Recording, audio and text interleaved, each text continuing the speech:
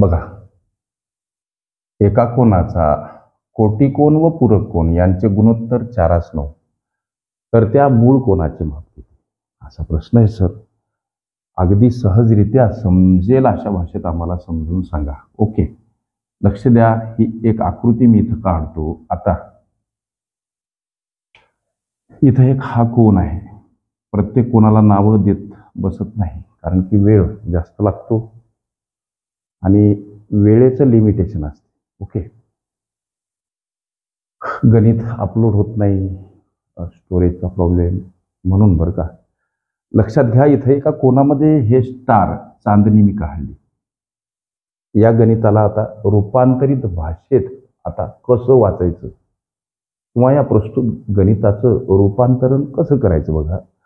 हा कोन ज्याच्यामध्ये मी स्टार काढली, हा कोन म्हणतो की माझा कोटी कोन, म्हणजे हे काळे ठिपके अर्थात हा कोन, आणि माझा पूरक कोन म्हणजे हे लाल ठिपके.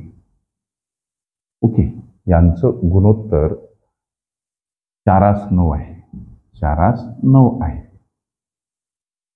स्टार केलेला कोन म्हणतो की माझा कोटी कोन म्हणजे हा, आणि माझा पूरक कोन म्हणजे हा. ओके, यांचं गुणोत्तर 4:9 आहे. तर प्रश्न, त्या मूळ कोनाचे माप किती सर? लक्ष द्या, एक गोष्ट एकदा सांगितली लक्षात घ्या. पूरक कोनाच्या जोडीचं माप 180 अंश असते, इथं मांडा. वजा कोटी कोनाच्या जोडीचं माप 90 अंश असते, इथं वजा स्वरूपात ते दर्शवा, मांडा. इथं बराबर चिन्ह, हे जे गुणोत्तर आहेत चलपद x वापरून वजा स्वरूपात समोर मांडा. 9x वजा 4x, ही वजा स्वरूपातच समीकरण का मांडायची? तर मित्रांनो, हा संपूर्ण कोन आहे 180 अंशाचा.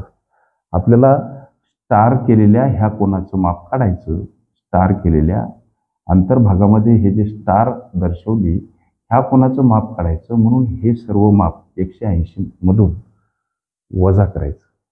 म्हणून ही सगळी समीकरणं वजा स्वरूपात. आता ही वजाबाकी 90 अंश बराबर ही वजाबाकी 5x. 90 कडे जाताना 5 भागीला समोर एकटे x, हा भाग जातो 18 उत्तर आलं अंशामध्ये. आता लक्ष द्या, 4x मध्ये आल्या x ची किंमत टाका, अर्थात 4 गुणिला 18 अंश हे 72 अंश.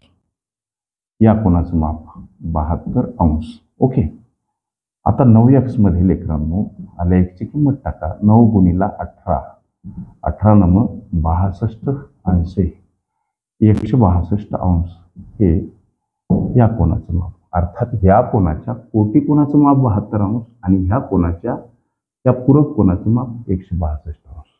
प्रश्न, तर त्या मूळ कोणाचे माप किती? या कोणाचं माप किती? मित्रांनो, कोटी कोणाची ही जोडी आहे, त्यामध्ये हा एक कोन आणि हा एक कोन, हे दोन कोन समाविष्ट आहेत.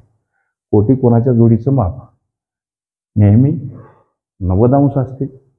ओके, वाटल्यास लिहू का? कोटी कोणाच्या जोडीचं माप 90 अंश असते. आता ही ती जोडी आहे, त्यातला हा एक कोन 72 अंशाचा आणि हा एक कोन, याचा आपल्याला माप काढायचं. म्हणजे अर्थात 90 मधून हे माप 72 वजा केलं म्हणजे प्रस्तुत प्रश्नाचं उत्तर आपल्याला मिळालं. 72, 8, 80, 10, 90, 18 अंश हे या कोणाचं माप आहे. 18 अंश हे या प्रश्नाचं उत्तर आहे मित्रांनो, पर्याय क्रमांक C मध्ये दर्शवलेलं. ओके.